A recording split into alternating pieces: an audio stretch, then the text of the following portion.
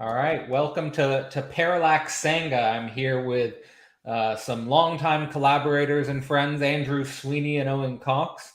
And the reason I guess I wanted to have this conversation was that I watched a conversation that they had between themselves on Parallax's YouTube channel, which you can check out after this talk if you're so interested. And it really I just enjoyed it a lot because I'm currently leading a course on Thus Spoke Zarathustra, and a lot of the themes that came up while you guys were discussing the idea of the Parallax Sangha reminded me a lot of some themes that have been coming up in the course on Thus Spoke Zarathustra. You know, like the idea of forming a type of sacred community, and you guys were discussing about what words we should use. Should we call it a fraternity? Should we call it a brotherhood? Should we call it what words we use? But there's just this idea of a sacred community of people who are, in Nietzsche's words, striving for the overman, striving to overcome themselves,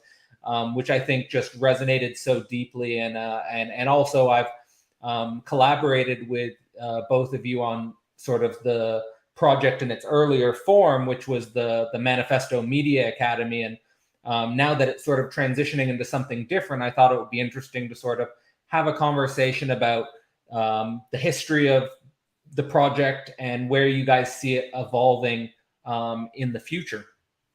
So with that idea in mind, I guess like before we get into like some big heavy topics, because I think there's a lot of heavy, interesting things to discuss here.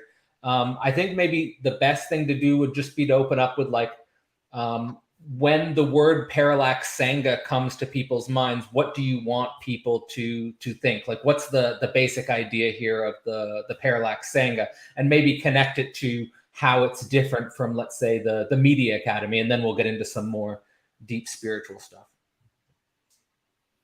So, Sweeny, if you wanna, what does Parallax Sangha mean to you, and how is it distinct from, say, the Media Academy? Well, what comes to mind with those two words, parallax? The word parallax is a more of a modern word. It has a modernist feel to it, whereas Sangha is a traditional word, and it's related to the Buddhist Sangha. We're not a Buddhist Sangha, so we're kind of appropriating this word. I'm not against cultural appropriation. In fact, I think that's how we create culture, by appropriating culture and mixing it all together. And so I'm using this word with some hesitation, because I actually belong to a real Buddhist Sangha.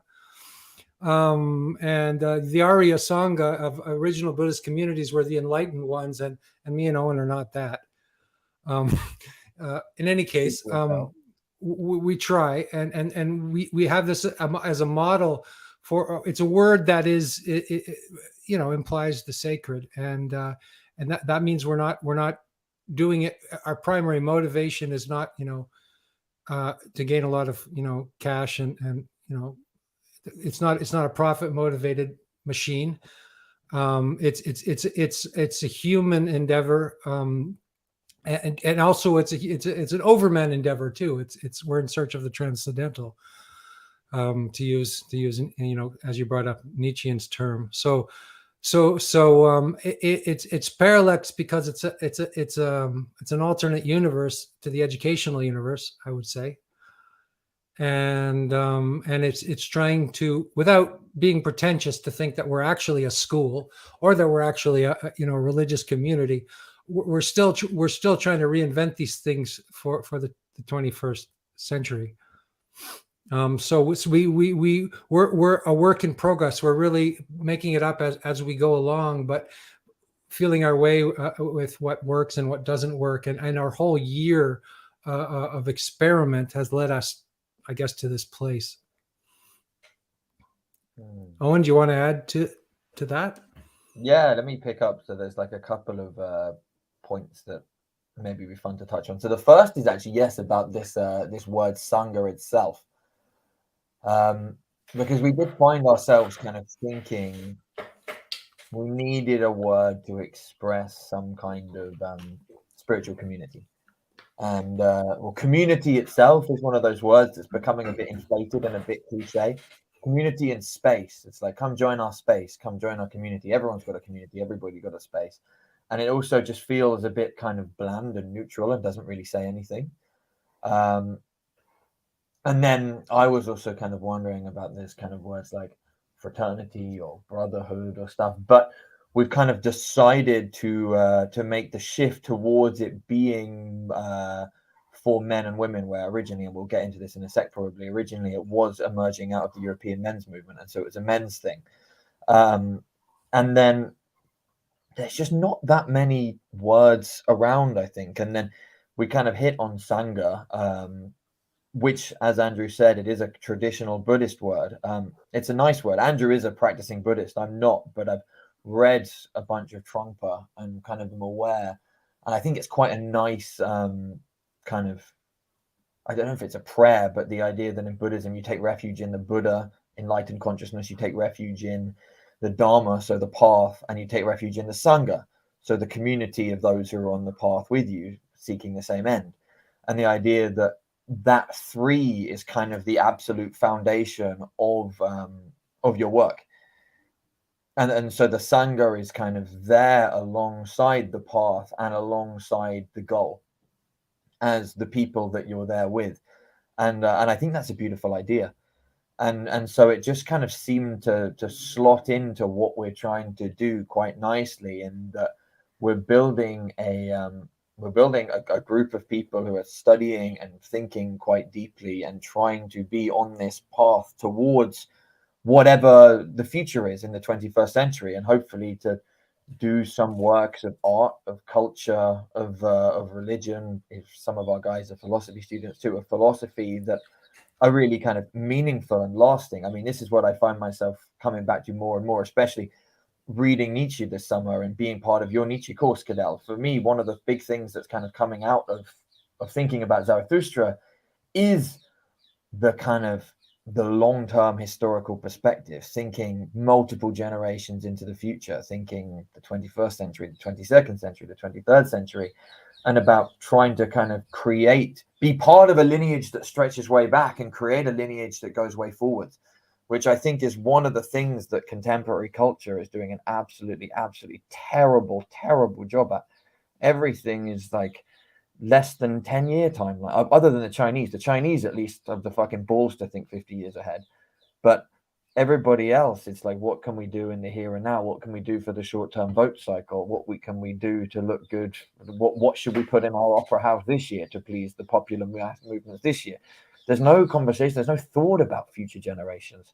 And well, I'm rambling a little bit now, but that is kind of where I'm going with the idea of what I think certainly I want to be building. Amazing. Yeah. And I think like that idea that there's no sort of long-term thinking anymore in what we're creating. It's I suppose it could be framed in the context of a culture that's based around immediate gratification and sort of pleasure right now, and not thinking about generational dynamics, not thinking about developmental dynamics. And sort of when you're sort of situating that in relationship to taking the Nietzsche course and thinking about meaning in the longer term, I think the first big question I have for both of you is sort of the starting point for the initiative itself, which seems to me to be based around not only a sort of recognition of the meaning crisis, like you brought up in your original talk about this, or you could also frame it as like an authority crisis, but you guys both frame it in perhaps stronger terms and emphasize the notion of apocalypse, this apocalypse of meaning, or an apocalypse of authority, but in such a way as that you're framing apocalypse in the sort of the traditional sense of an uncovering or a revelation of truth, and going deep into that and sort of drawing from that something that might be able to span generations or decades. So maybe my question would be, what features of your experience in the modern world do you think are apocalyptic, and in what ways is the Parallax Sangha a response to apocalypse?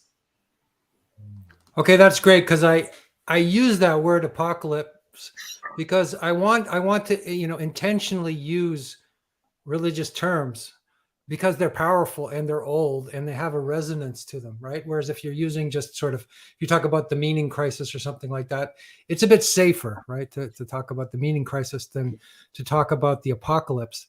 An apocalypse is an ending. So I think it's not controversial to say that many of the modes of being that we've been living through in the 20th century are kind of falling apart and ending as we move into the internet age. And the internet brings a very apocalyptic atmosphere, for one thing. And it also breaks down all of our old ways of looking at the world. So there's a breakdown, but then there's a revelation. Then there's something that comes out of that breakdown, and the revelation is a new level of understanding and meaning and depth and insight. So it's not a fully negative word. It's not like Armageddon, which is like the end of everything. So when we're using the word apocalypse, we're not talking about the end of everything. We're talking about the crisis that we're all going through, and we're going through it in time because we are living this paradigm shift. We're going through it personally on an individual level because we're all going to experience sickness, old age, and death. If I'm going to be Buddhist again. And impermanence, and so we have to live with an apocalypse of ourself, of our own death. Anyway, so there's many levels of thinking about that, about apocalypse, and in terms of the breakdown of our community and what we came to Parallax Sangha is that we had a mini apocalypse in our community. It didn't work. It wasn't working. Something was wrong. There was something that didn't feel right, and then the whole structure, fell apart, and we came up with this other thing. So, maybe apocalypse is that's too strong a word to describe that situation, but it's this breakdown and then and rebirth at the same time. So where my mind went with that question was about like my experience of apocalypse, and I think, looking back on it now, it's almost like, certainly from my teenage years onwards, I think I really started to kind of sense the crisis in adult authority, in the nature that, like, I couldn't find anybody who could explain to me what the point was. Like, why should I study? Why should I go to school? Why should I do anything? The answer was always kind of some step in the future. So you should study so you can go to university. Why should you go to university?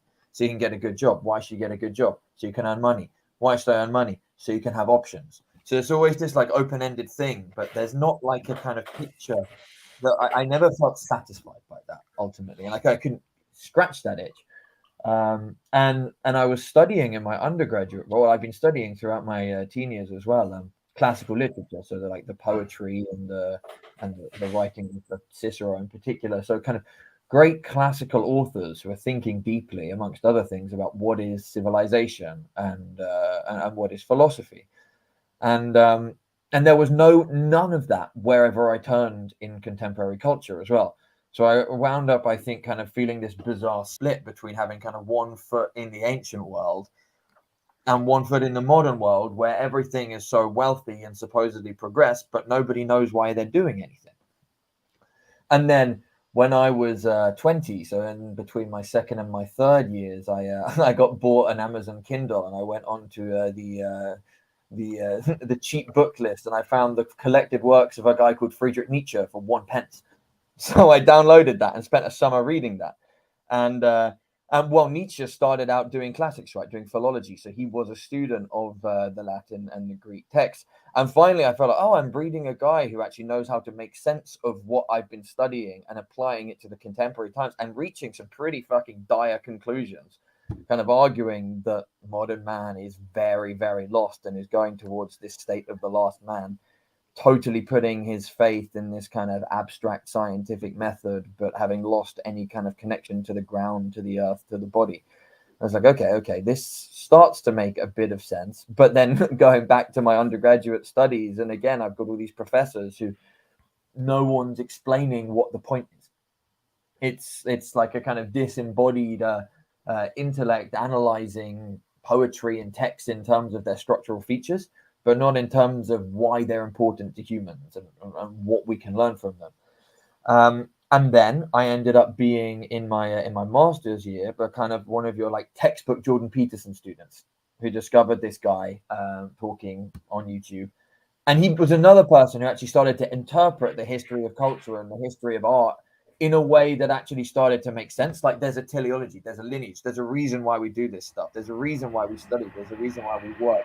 It's not just to get yourself options, but it's actually for the purpose of holding the whole bloody thing together and trying to also do something kind of beautiful with the future, which sounds kind of obvious to me now, but at the time that was, and for lots of people, that was a really fucking radical idea. So connecting this back to the idea of the apocalypse, I think being a kid of the late 20th, early 21st century, there kind of has or was this kind of apocalypse of authority, of meaning, of nobody who was over, like basically no adults knowing, or at least not in my world, knowing what the fuck the whole point of the thing was. It's just a kind of a train that's on a runaway, slowly slowing down, and nobody's got any incentive to really figure out how the thing works or why it should even be running in the first. I mean, a lot of people actually starting to think maybe this whole train that we call civilization or Western civilization is actually a fucking train wreck and it deserves to burn. So, and I even fucking lapsed into that at points. So, yeah, and to just kind of conclude, since kind of being involved more in this online world, I think it was our friend Thomas Hammerich who once emphasized to me, he's like, you've also got to think how crazy it is at this modern time that because of the internet, we now have access to almost all of the texts just like that. Like you can literally fucking download a 15th century Tibetan Buddhist fucking scripture if you know where to fucking find it on like that and be reading it. And so, you know, in our community, we've sometimes referred to this thing as the Dark Renaissance. So what was the first Renaissance? A massive, massive rediscovery of texts from the ancient world, from the ancient libraries of the Greek and Roman authors, leading to a massive flourishing and renewal of culture. And so we've got, on the one hand, this experience that authority and institutions have completely lost the sense of why they exist. And on the other hand, we've got a renewed access to almost all of the cultural products of human history. Also, like you can go on Spotify and listen to 400 years of the history of classical music like that. Like that's insane. That's absolutely fucking insane. You can find any film ever made online like that. It's insane. And you can fucking connect with anybody who's interested in the same stuff as you are like that. So it's like, poof, wow, so much to discover, so much to like lift up the lid, right? Apocalypse to reveal what is there at the same time as there's a massive collapse. It's interesting that when you're talking, you're describing a kind of infinite potential. At the same time, I'm seeing patterns, you know, like, for example, the pattern of finding Nietzsche when you're in university is something I definitely went through. And then the feeling of loss of faith in elders. I remember being at university and having all these very intelligent teachers and being sort of blown away in the beginning, and then realizing that they weren't really saying anything but words.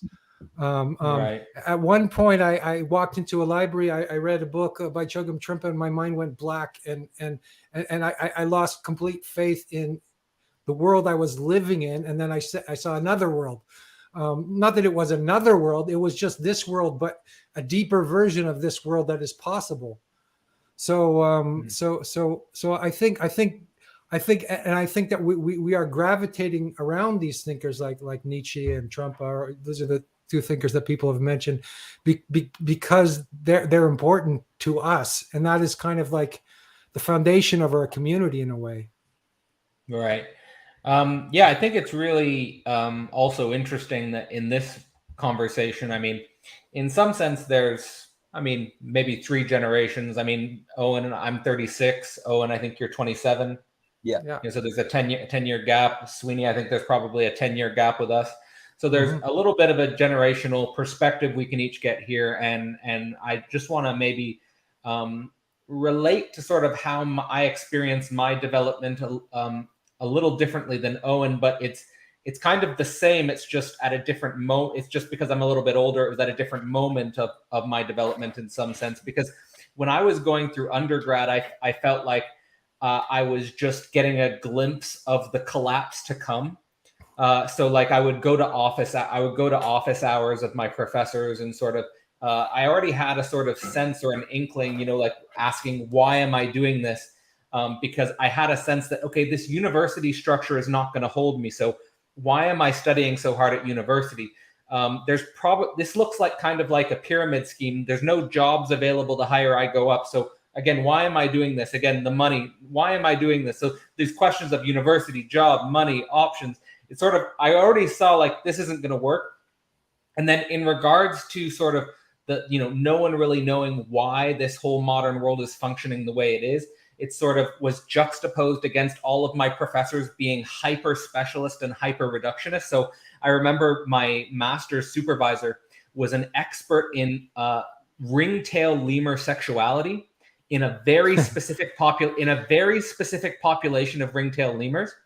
Like outside of that, she had so like I would ask her questions about the world and she would like don't ask me about that.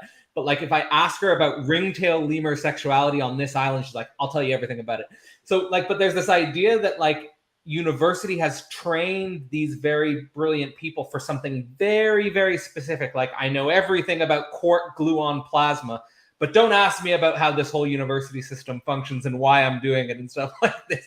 So basically I took a year off and ended up finding a PhD program where I could do anything I wanted. And I ended up studying towards a dissertation focused on global brain singularity. So I was like, I want to study it all. Like, I want to study how the whole world is functioning. I don't want to just study ringtail lemur sexuality and stuff like that. So I think it's this necessity, which is clearly opening up not only in the students I see coming through Philosophy Portal, but also the people who are coming through Media Academy and the people who are going to join and be a part of the Parallax Sangha, is this desire to be a part of the whole and to think the whole inclusive of their own process.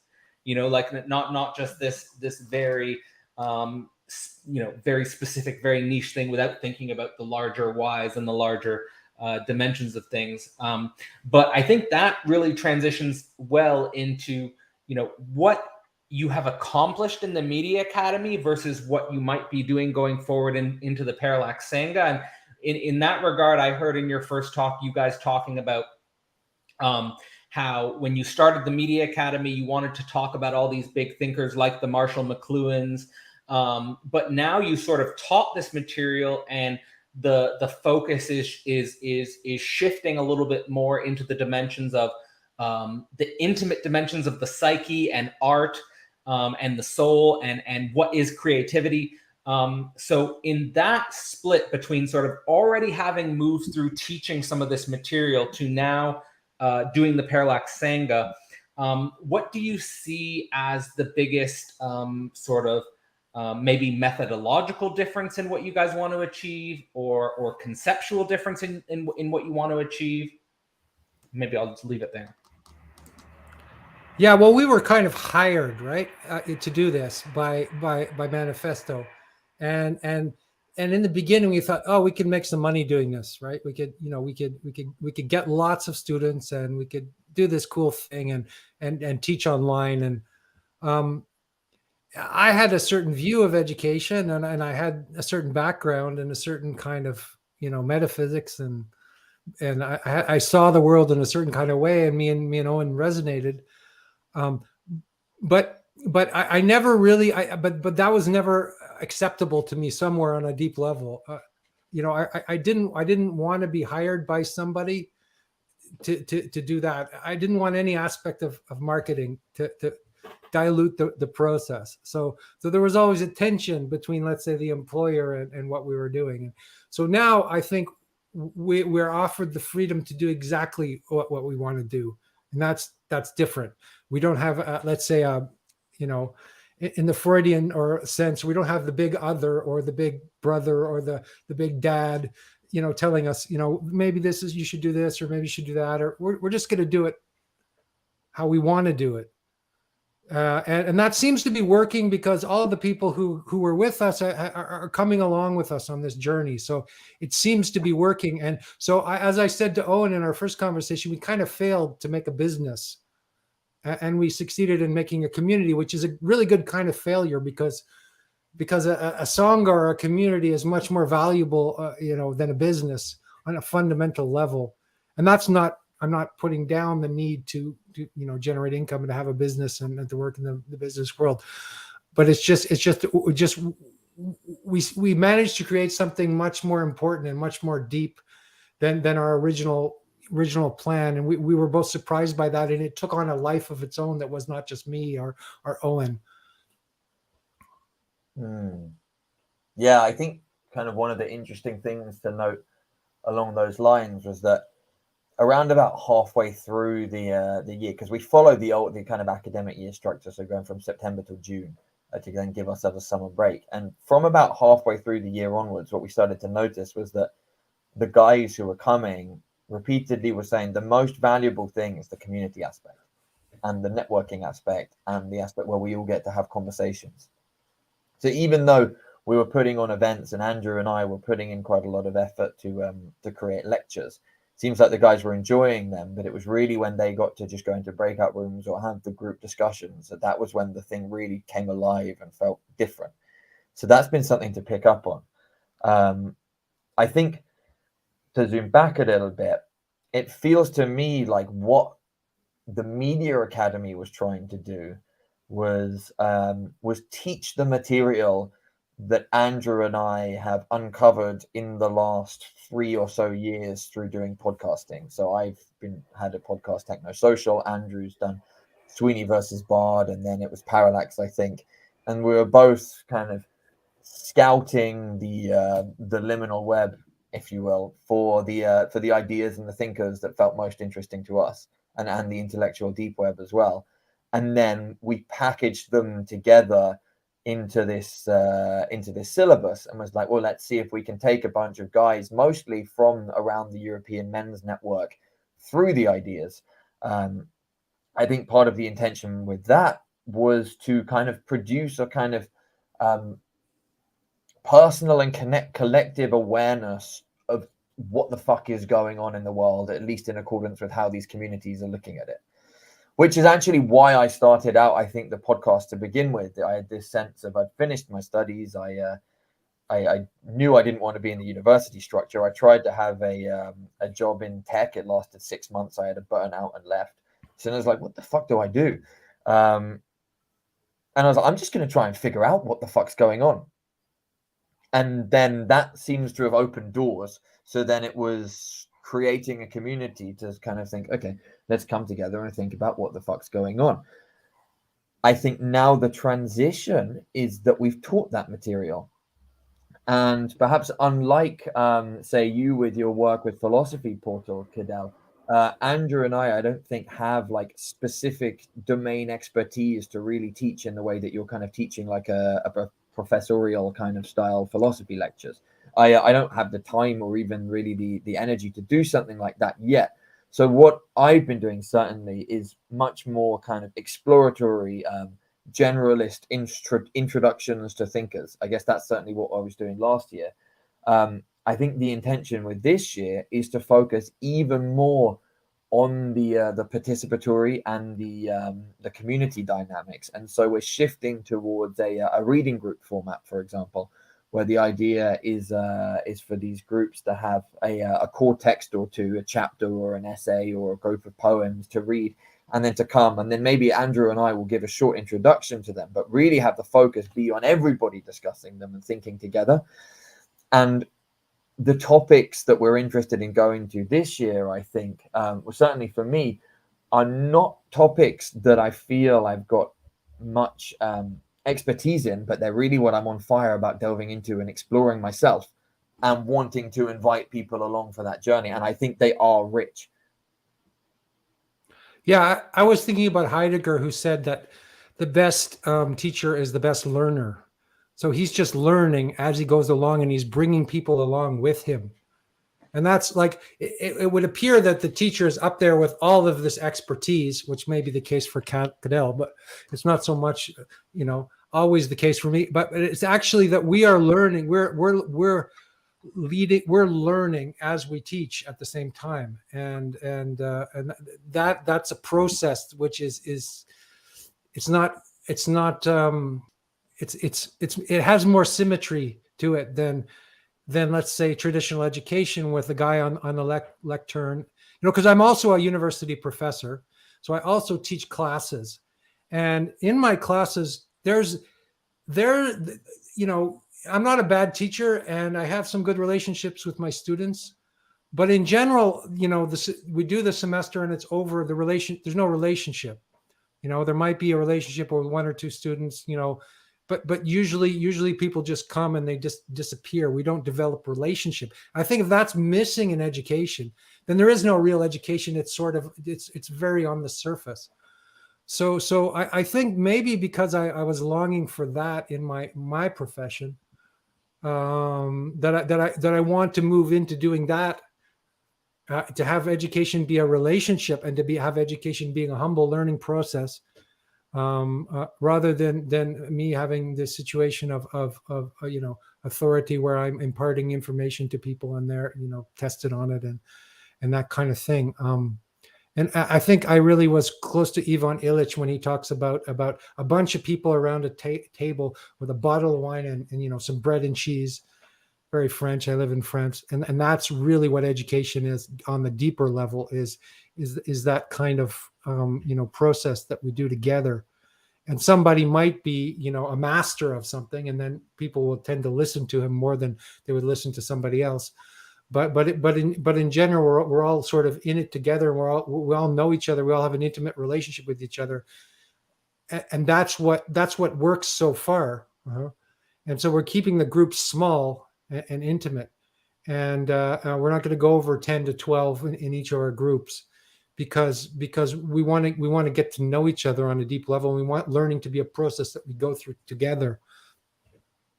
I think, and one little point to just add on the end of that is that we came out of the European men's movement, and there's still a desire to keep the men's groups, and hopefully in time have women's groups associated with it as well. Because I think that was kind of what gave the Media Academy its unique flavor, was that it was education, but then also with a bit of that leaning towards the sort of community and personal growth line as well. And I think actually we're going to experiment this year with separating those functions, so having study groups and men's groups separate. And the men's group will be facilitated leaning towards exploring questions of art, philosophy, religion. Where are you on your own journey? What are you interested in? What are your projects? And what are your struggles? What are your blockages? And is there any way that we can collaborate or that we can benefit each other? Yeah, we could talk about that. Why a men's group has a certain kind of power, and quality to it, which really somehow, this is something that I was thinking about this today. Is this is the hidden secret of society. It's like, why are people so confused in the world today? It's because there are no men's groups and women's groups. That's the breakdown of the society, is this lack of sexual difference. And so it's not it's not boys clubs. It's not, the fraternity has a bad rap in America. It's like a boys club, and it's a bunch of, guys getting together and getting drunk, and whereas I think the idea of a fraternity fundamentally is very beautiful, just as the idea of a sorority would be very beautiful, and it needs to kind of return to the culture. It needs to be rediscovered. Absolutely.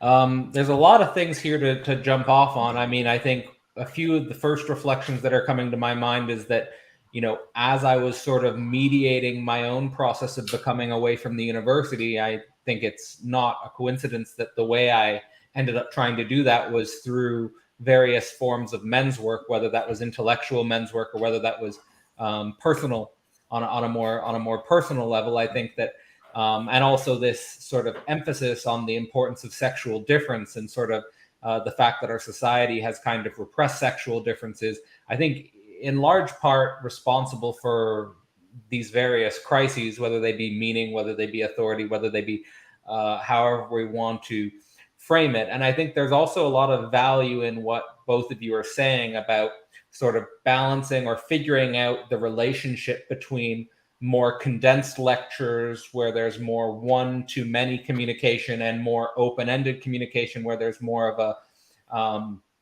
a diffuse network interaction. I think the question that comes to my mind first here is, when you're meditating on the experience of the people in your media academy, when you're saying we put a lot of time into lectures, but people really came alive in the more network dynamics. Do you feel like the network dynamics came more alive because there was a nice lecture for people to sort of use as material to jump off on? Do you think the network dynamic would have the same effect if there wasn't that lecture dynamic? Mainly I'm saying here, is there a relationship between the deep lecture material given by one or a few people with expertise and the community feeding off of that? I want to sort of, in a way, disagree with Owen here slightly. I don't think that it's that people just want the networks dynamic and to have a good time and hang out together. I think we worked with Marshall McLuhan, we worked with Ivan Illich, we worked, with these very important thinkers, and we present and René Girard, and most of the people in our community now have a basis in McLuhanism and Girard and these various thinkers, and they have a common language, and so we didn't do it ourselves, like we weren't teaching that one thing ourselves because we invited people like you to come and talk about Hegel and stuff, but we definitely, there is I don't believe this statement. Actually, it's funny because it would appear that Parallax Sangha is saying what all these people in Game B and everybody are saying, that the Sangha is now the Buddha. I don't believe that, actually. I think that's wrong. I think there's always the Buddha, the Dharma, and the Sangha. There's always people who are thought leaders and they're important, or there are people who are more enlightened than other people. I think that's a way to flatten things out. And so I don't really agree with that statement.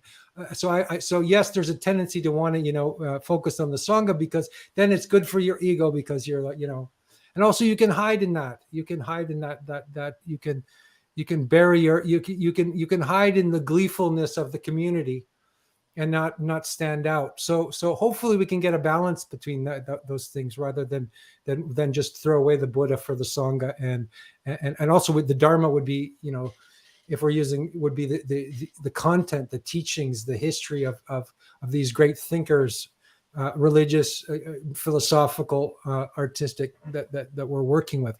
So we're not just trying to create this nice community. I think that would be wrong.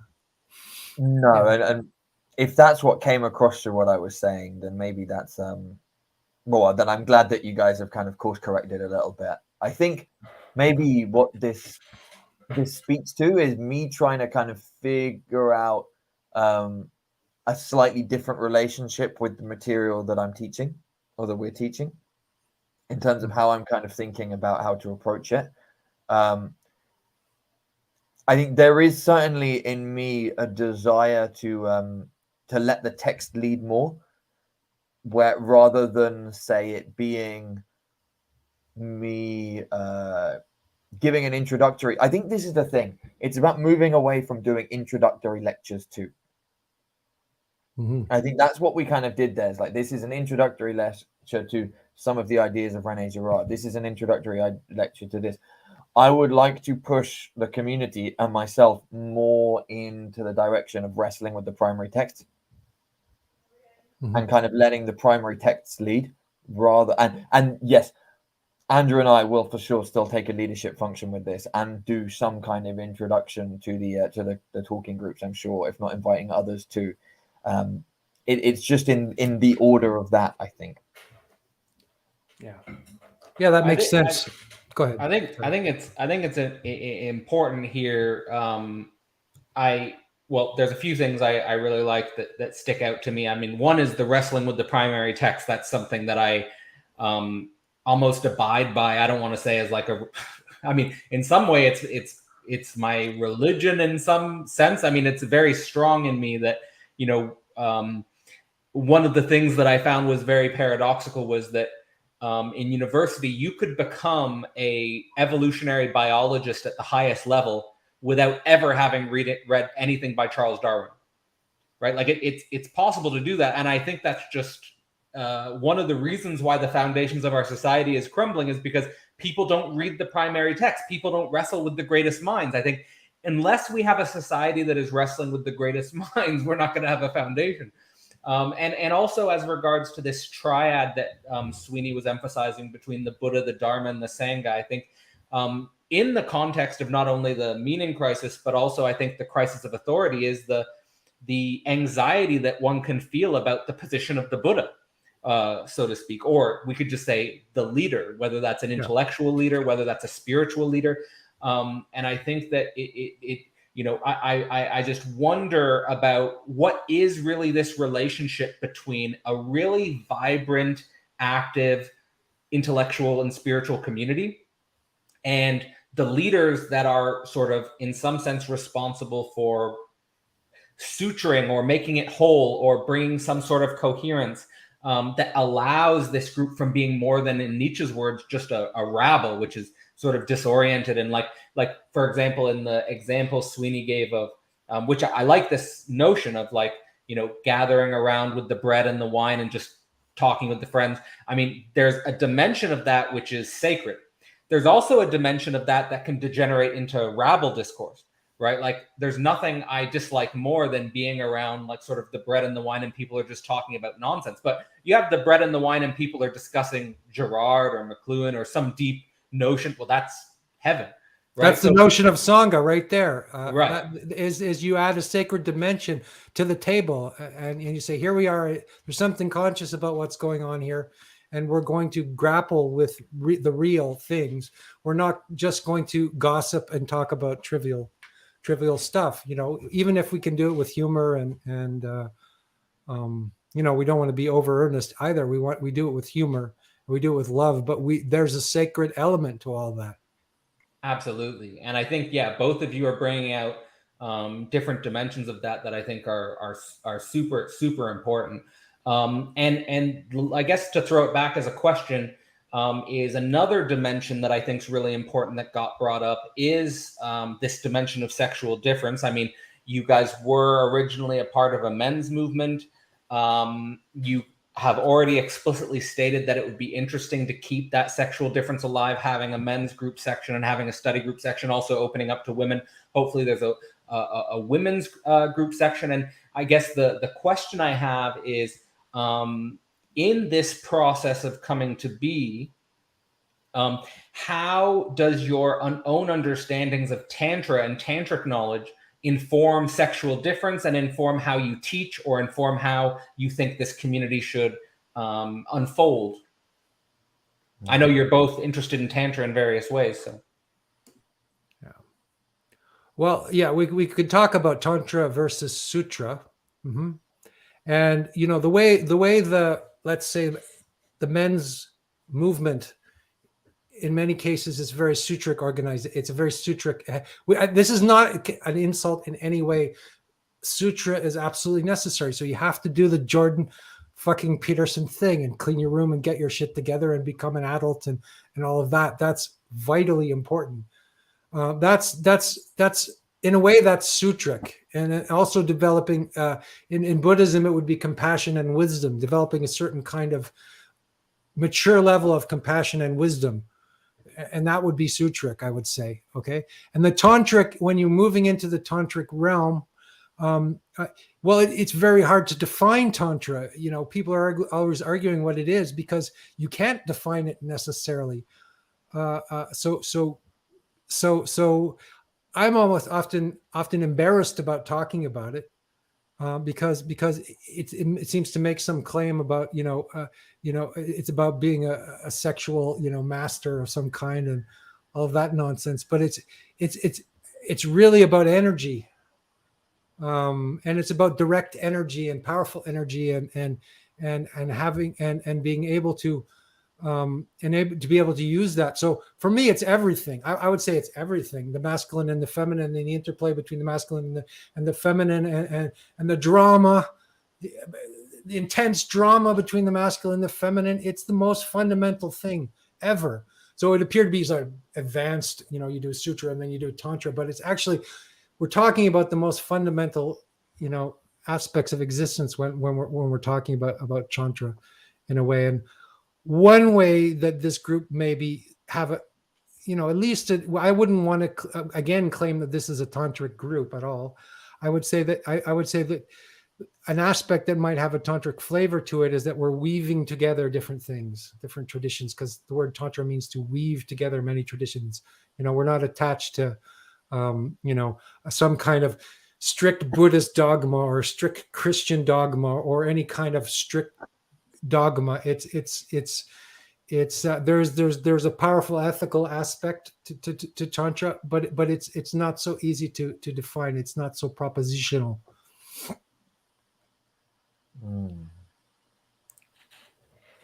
So for me, as you guys know, I came out of the heavy metal scene, which is an intense place, like high electricity, lots of performative, very in-your-face sexuality, leather, denim, and satanic symbols, esoteric symbols, all of that.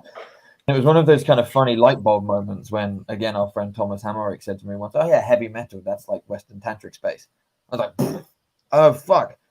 Okay, that starts to make a lot of sense. So a space kind of playing with the more the intense and often dark and troublesome energies that exist, so violence, so sexuality, so despair, the gods, whatever.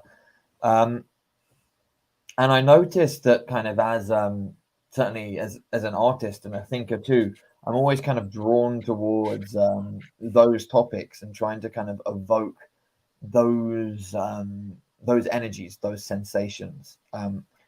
And then at the same time, going back to our kind of conversation about the traditional institutional educations, like that's a very, very stale Sutric environment.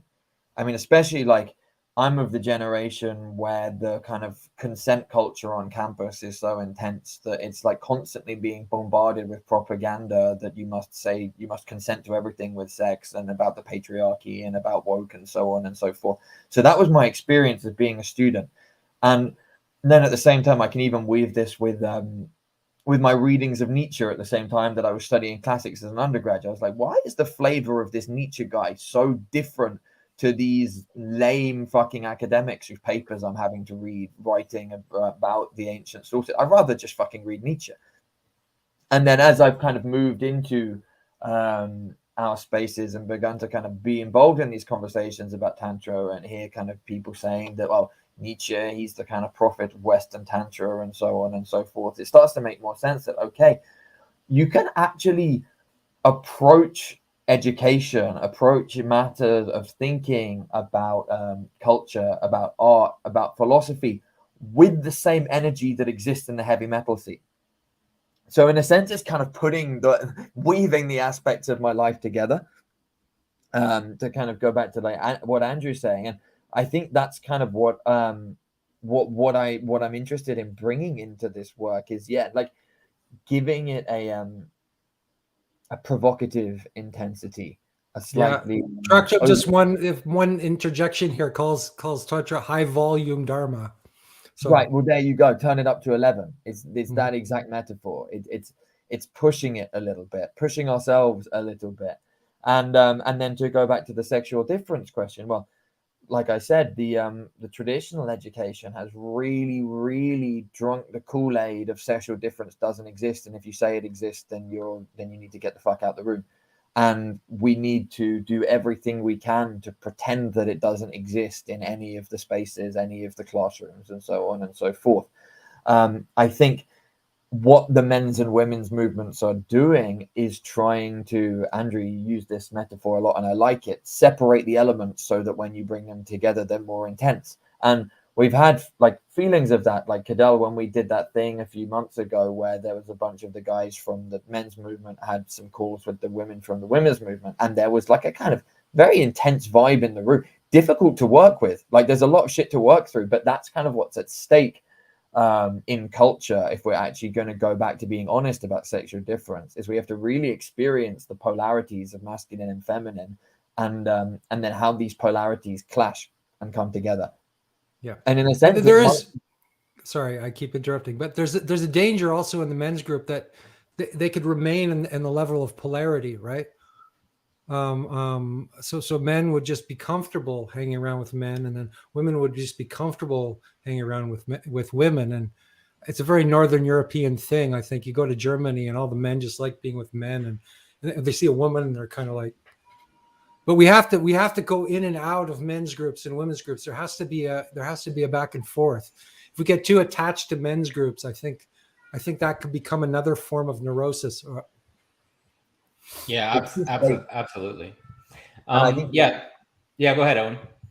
I was just going to say, yeah, it's been interesting to see that a number of guys in our little close network are kind of moved through the men's movement in recent years, and are now kind of coming out of it, and interested in kind of thinking and taking along what has been picked up from it, but not remaining there.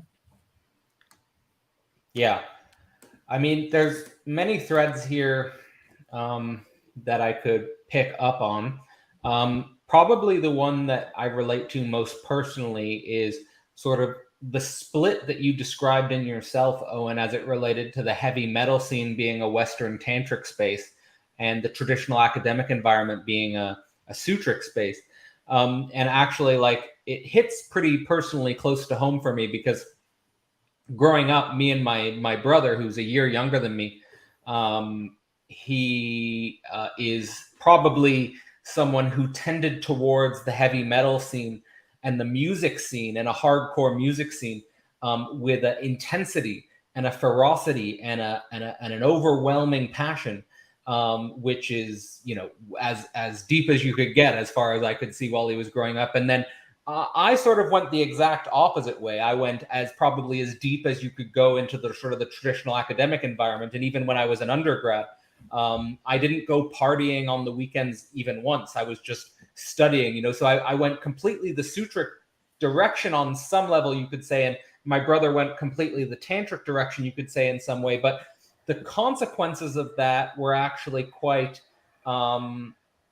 interesting and instructive, because my brother kind of blew himself out going full Tantric without any Sutric container. And that's actually quite dangerous, as I think we all know.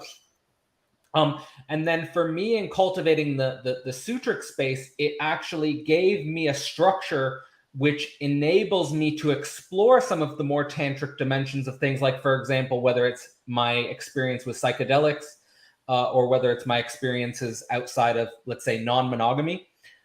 It has allowed me to sort of dip my toes in those waters without sort of blowing myself apart in some sense. And balancing the Sutric and the Tantric in that dimension is, I think, incredibly important for the work you guys are doing with the Sangha. And so, like, one of the questions I had, which I wanted to bring up, which I think blends in really nicely with this topic, is the way in which Sweeny talks about magic. Because the way in which Sweeny brought up magic in your first conversation was that magic is actually when you're engaged in an activity of creation of your own accord, and he distinguished it from, say, a traditional job or traditional work. And I think that actually what I was able to do with my academic path was, in some sense, go in the direction of magic, because what I'm trying to do is mediate a sort of creation which is developed by my own accord and is outside of a sort of a typical working environment.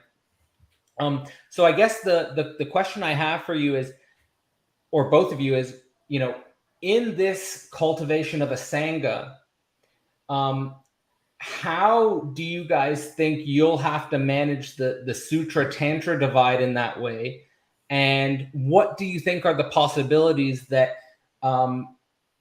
the outcome of this work is that people will be able to sort of create almost like magic, in the sense of being able to create outside of traditional working environments, and at the same time sort of appearing from the outside as doing something that most people think is not possible?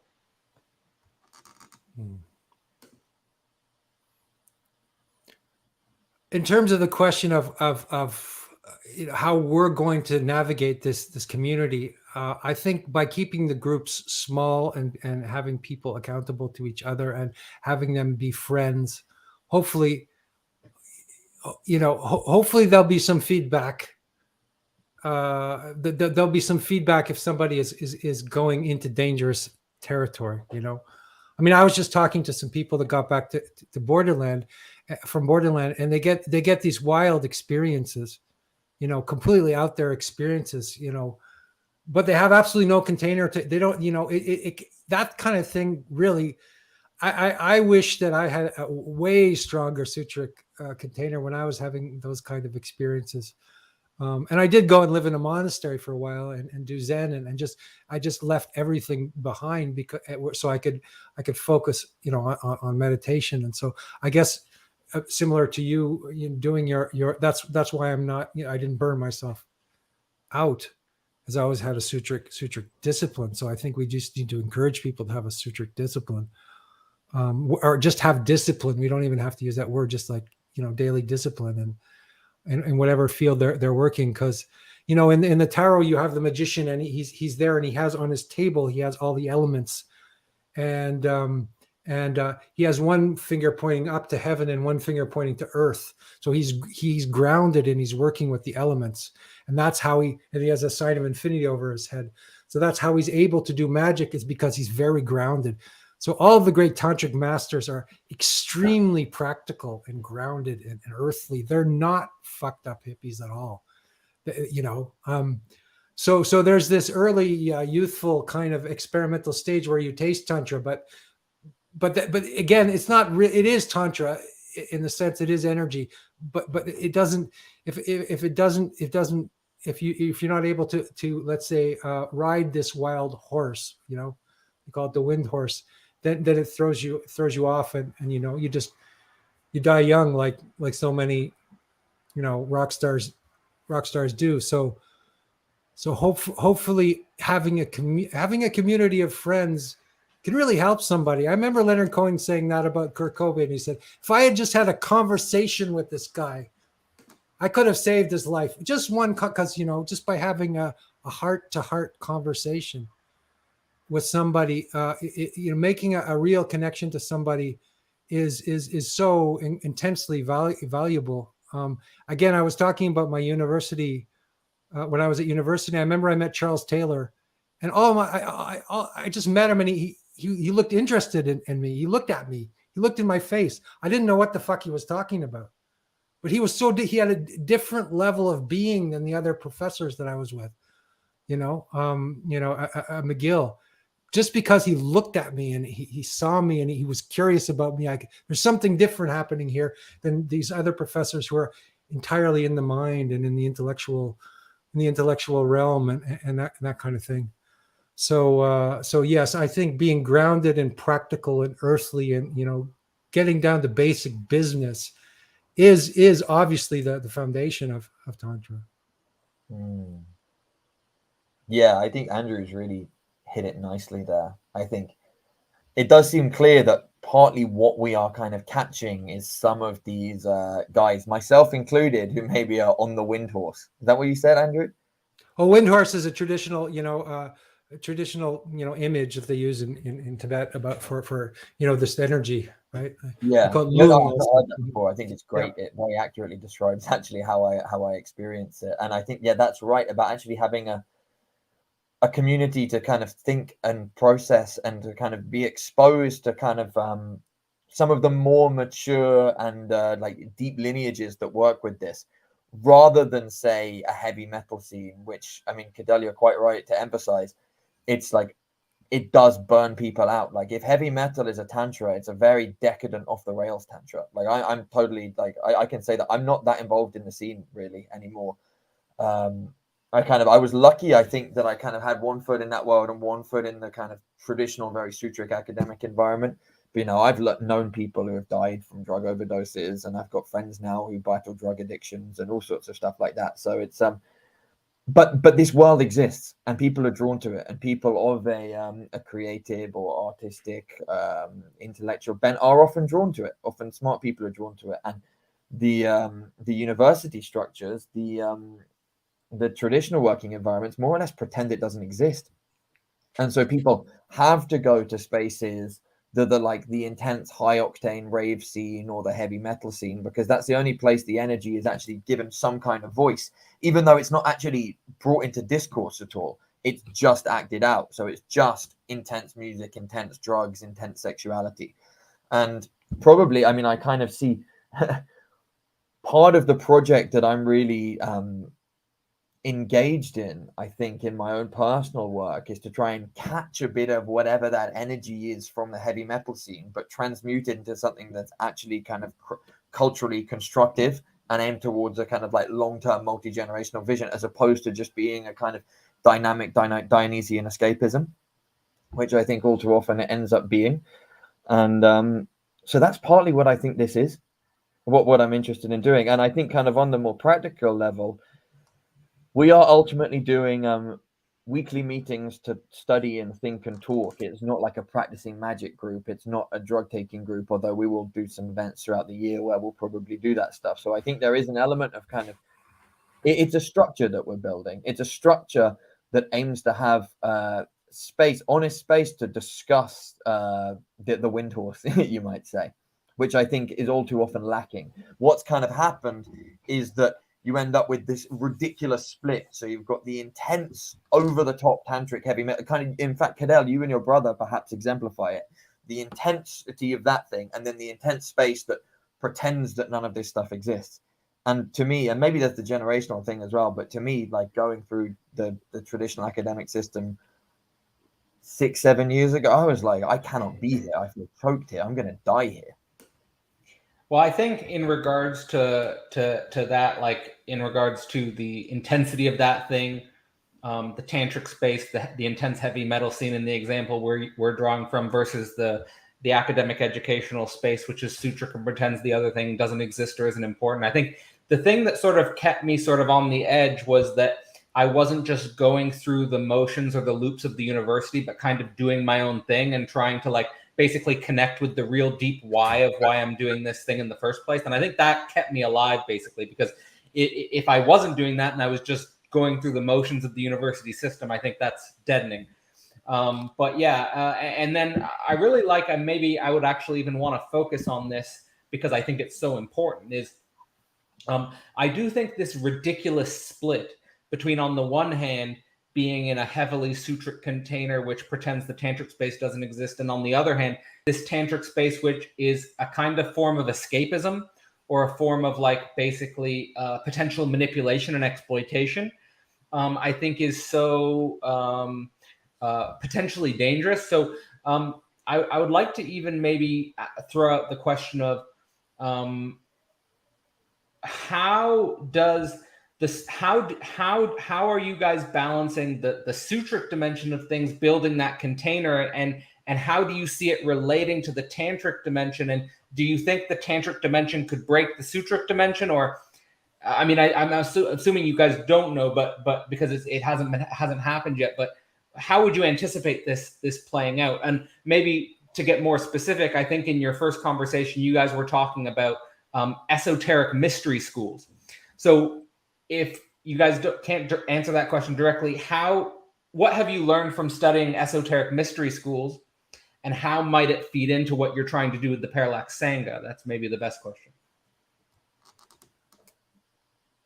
Again, there's always a paradox, right? With the mysteries, esoteric mystery school. When I say the Tantric master is the most grounded, we're making a false distinction here and saying you could be a scholar. You can be a scholar and be fully tantric, and nobody would ever know. You could be in the university system. You could work in a company. You could be a farmer. You don't have to be a wild hippie to be anything. You could be a wild hippie. So all of these. So there's no image to what that could be, and we should be careful about the image of what that is. The antinomian aspect of it is very, seductive and attractive to people. But then we could ask ourselves the question is, why are you doing these antinomian kind of things? Is it just because you're negative and you want to, you want to just go, you want to dwell into your darkness forever? the real left-hand paths are they're not about antinomian for its own sake. They're about going into that in order to liberate it. So again, that's a distinction we want to make when we're talking about that. And in terms of schools, it's interesting. I was reading Gurdjieff, who's one of my all-time favorite guys, George Gurdjieff, the Armenian mystic, and he said you need a school to always check your ego. That's what the schools are for. The mystery schools is that, and he says that within the mystery school, you can be sincere with people, fully sincere with people. Outside the mystery school, you're going to have to lie and bullshit and do what you need to do to survive in society. But you don't lie to your brothers within the mystery school. And again, I'm not claiming that Parallax Sangha is a mystery school at all, but these are models of things that we can look at and work with and do our best to emulate. Yeah, before you carry on, Owen, I just want to say that I really did appreciate in your previous discussion how you were emphasizing, Sweeny, that even if you are interested in orienting yourself towards the mystery school, you want to approach the Parallax Sangha with a type of humbleness, and that labeling it a mystery school might be premature and actually approaching it with the wrong energy, so to speak. So I really like that. I like that distinction you made. But Owen, go ahead. I think this is also where Andrew's kind of wisdom and 20 years on me is helpful, because I have the bit of the like, I'm like, fuck yeah, I want to build a mystery school sort of energy. And then Andrew is like, hold your horses, man, hold your horses. I think both energies have a space. I mean, they could bounce off each other. It reminds me of one of my first ever conversations with Alexander Bard, where I called him up and he basically kicked me off for 20 minutes. And then at the end, I was like, thank you for your time. And he was like, thank you for your energy. And I think that was actually like kind of like important lesson in that little exchange, that the elder guys kind of have time and wisdom to share, but the younger guys bring a kind of energy that they're just like, I'll just do this. And then the older guys like shape it, work with it. So what was the question? I have something I wanted to bring up, and in the image of the Parallax Sangha, I use the hermit from the Tarot Arcana, and this was the cover of the Led Zeppelin album Stairway to Heaven. Everybody knows this kind of image because this is like maybe the genesis of heavy metal comes from that, and there's a paradox between those guys were the most decadent, over the top occultists, having sex with, and then there's this image of, why do they have the image of the hermit? It seems to be the absolute opposite of the spirit of Led Zeppelin, of heavy metal. It's because that they're longing for let's say the overman or the Nietzschean overman on the mountain, the solitary person who's carrying the lamp which has the star in it. The famous Nietzsche statement is to give birth to a dancing star, and so the hermit is holding a star, and so you need this. Maybe you need to go through this apocalypse in your 20s and 30s, of break down and experience everything of life, and then you're going to have this longing for solitude, this kind of Zarathustrian longing for solitude, which leads to wisdom, which leads you to maybe want to come down the mountain. Right. I think connected to that, Owen, the question was basically, in this sort of implicit orientation towards a mystery school, what in your own readings of mystery schools or esoteric wisdoms informs sort of how you might approach something like the Parallax Sangha? So like, I know you've studied, for example, Aleister Crowley or other sort of esoteric teachings. I mean, what do you think you can draw from this, this sort of background knowledge, and how do you think it might inform your tending towards a mystery school? There's something about being selective with who gets in, not aiming for mass appeal. I think that is one of the shifts between what we were doing last year and what we're doing this year, is we're going to be running more on application processes for the study groups and for the men's groups, whereas the old orientation was, let's do a business and let's try and draw as many people in as possible. Whereas I think because it is kind of even if it's not like explicitly a mystery school, it is even kind of dangerous exposing ourselves to these to some of these ideas and trying to work with them. For whatever weird reason, weird historical reason, we appear to be the people at the front of this wave who have been thrown forwards to try and work with this stuff and try and bring together this absurd split in Western culture between the Sutric and the Tantric. So it's like I kind of feel like we have to try and do our best with it. But yeah, so there's that element of just being careful about who comes in and also having a feel for what are people like and how are they doing. And you know, Andrew's emphasizing the school kind of keeps your ego in check. I think that's important. There's maybe even the element, and this kind of comes through with it not being a marketed thing, of not over advertising it, of not talking about it too much. Usually the kind of people, the right people are drawn towards the sort of thing. Yeah. Well, I mean, outside of this podcast, and hopefully there are the right people. I mean, you might have some targeted audience here. I'm sure there's quite a few people probably listening who are interested in this type of thing. I know when you guys were designing the Media Academy, you guys focused quite a bit on theories of education. I think in your first conversation, you brought up figures like a Zach Stein, and you've already mentioned figures like a Marshall McLuhan or Ivan Illich.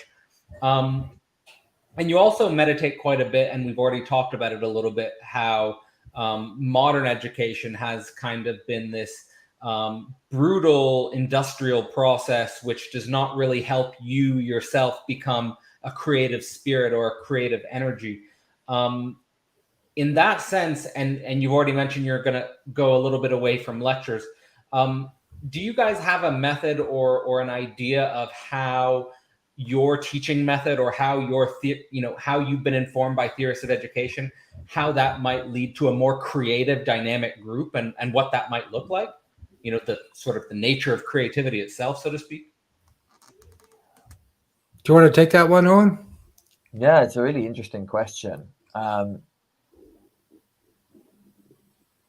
think one of the things that that I think I pick up from Ivan Illich is about the importance of actually really encouraging students, people to follow their own, as you could know, what you might say your creative drive, to really discover that and follow that, as opposed to there being, here is a set curriculum and we're going to do it, and you need to write and research within a very narrow parameter that we're giving you.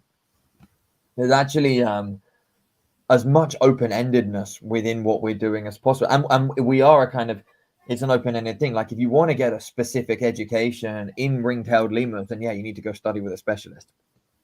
That's true. That's definitely true. I think when I kind of think about what we're doing, I think of it being more of an art school as opposed to like a specialist academic school. I think the network elements of that are actually important as well. That the people are getting together and just having fun, having some drinks, coming up with plans. Some of the guys, as Andrew mentioned, were at Borderland together doing some kind of art project. I'm not entirely sure what they were doing. It does kind of seem actually that anyhow, precisely because of the nature of this kind of bizarre liminal space that everybody's in, the people are quite keen to be involved and to be creating. So that, if you're asking about method, I haven't got a like an obvious answer to that. I guess other than Keeping it open-ended. Yeah, but also, and maybe something else that occurs to me is being very kind of honest and open with about my own work as an artist and as a creator. Being very clear with everyone, like, this is a project, this is an experiment, this is what we've done up to date, this is what I'm doing, here's my music, here's some of the stuff I'm writing, here are some of the podcasts. And so there's a sense of, this is a community of people who are creating together. And the guys seem to pick up on that, I think. Yeah, and we keep noticing, let's say, a creative quality of one of the people, like which is very surprising, right? And that might have been something that this person had been hiding their whole life, and they finally find a place where they're allowed to be who they are on some level. I remember when I was in Montreal, I played in bands, and I played, I was in a lot of bands, and I used to, do a lot of shows, and I there was these cabaret shows, which were open mics, and every freakish weirdo person would come and to these events and say something and do something or play a song, and there was so much diversity of expression, and that was just like right before the internet age, and then it kind of shut down when the internet, that kind of freedom that was there, in the early 90s, everything got very cold for a while. It felt like, to me, the culture became very cold. I fell out of the culture. I wasn't interested in the culture anymore. I stopped caring about music and what was going on in the culture. I got married, I had kids. The culture seemed very, very dead during the thousands, and maybe that's because I was getting older and stuff like that. But I think that there has to be a warmth to the culture for it to be alive. And I think when you get together in these kind of little groups, it's an online thing, but there's still a warmth that is generated, and that warmth leads people to want to get together and hang out somewhere in Amsterdam, and so it moves from the virtual space into the human space.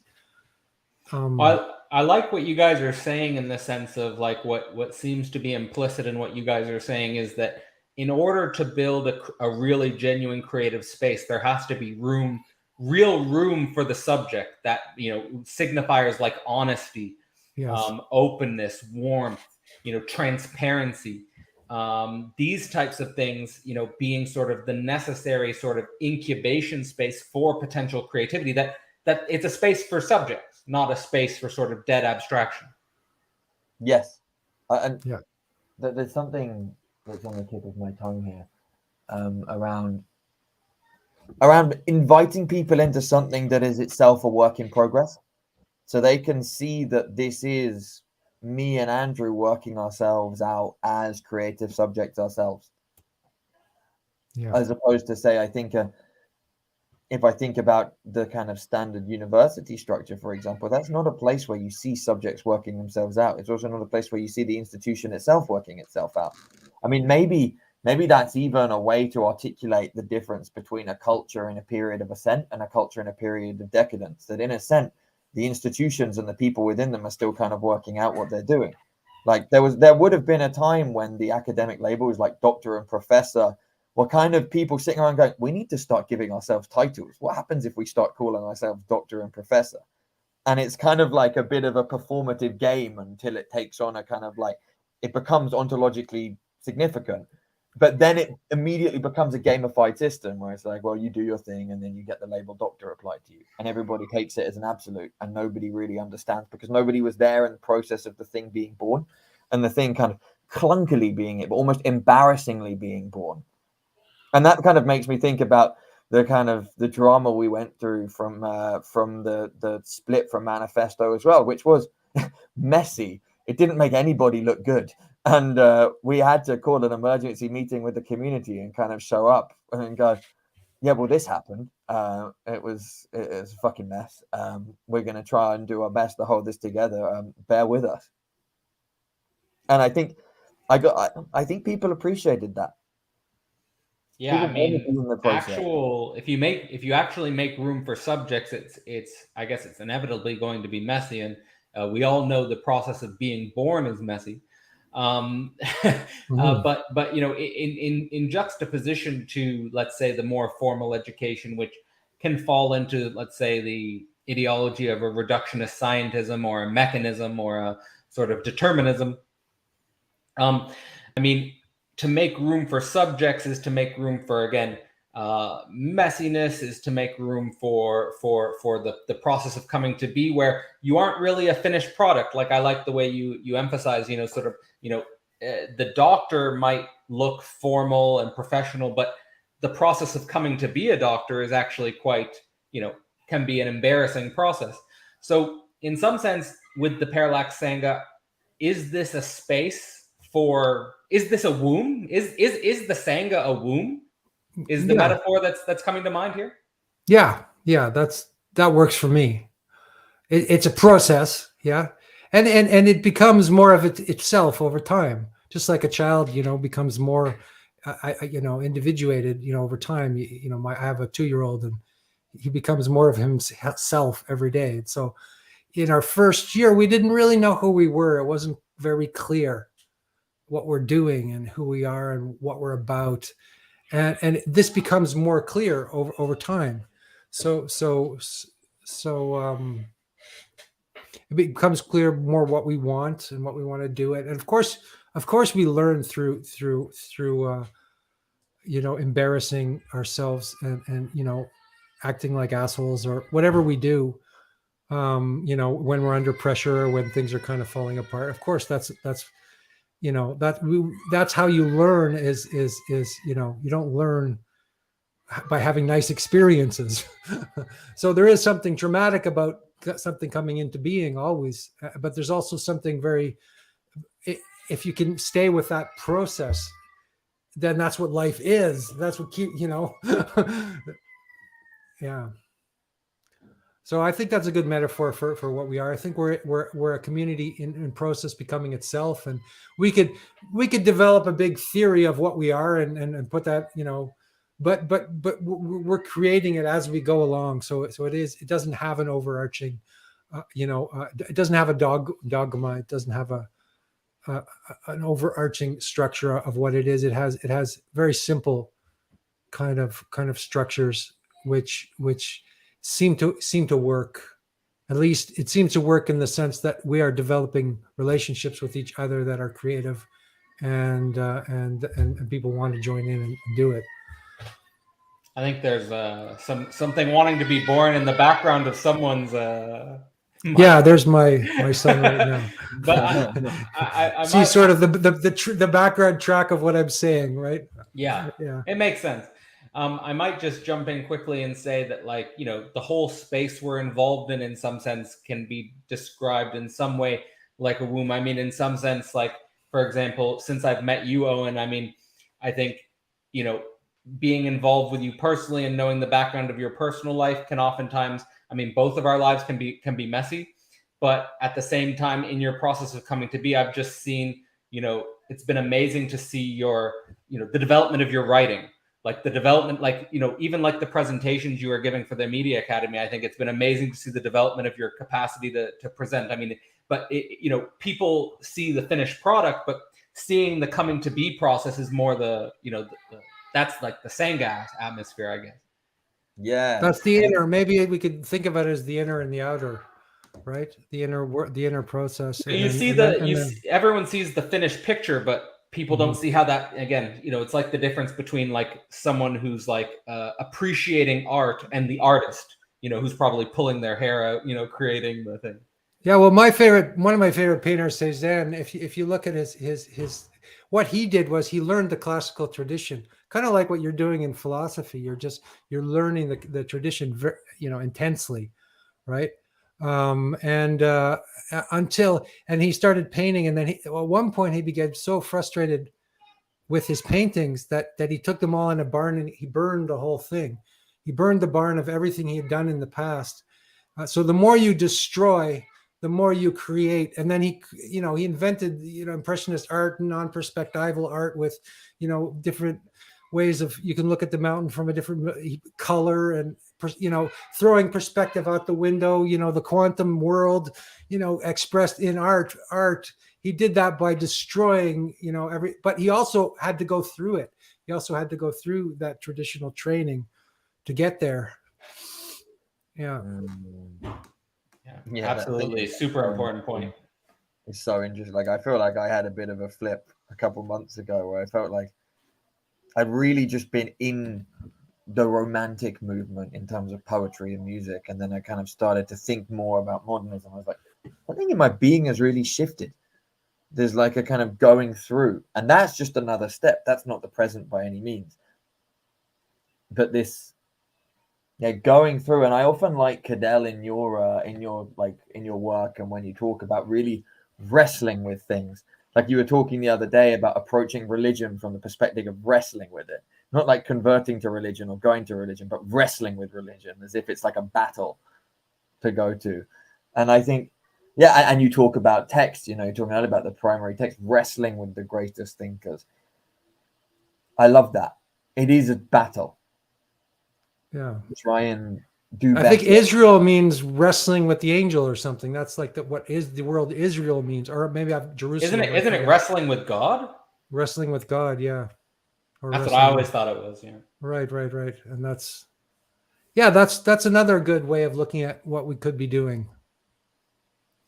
Yeah, I mean, I think what's interesting. I've had this conversation a few times, but I mean, I could offer some commentary. I mean, maybe Sweeny, you could chime in here after, because I don't know enough your background. But for me, my experience in athletics informs my mind in how I work philosophically so deeply that I think that's inextricable in some sense. And I wonder also if it's similar for Owen with heavy metal, or the music scene, that that informs in some sense how you engage the intellectual world or the spirit. But oftentimes I think intellectuals suffer if they haven't had that deep physical engagement with a deep practice, whether that's sports, whether that's music, whether it's art, whatever it happens to be. But I think it really informs how your mind works and how you express and create.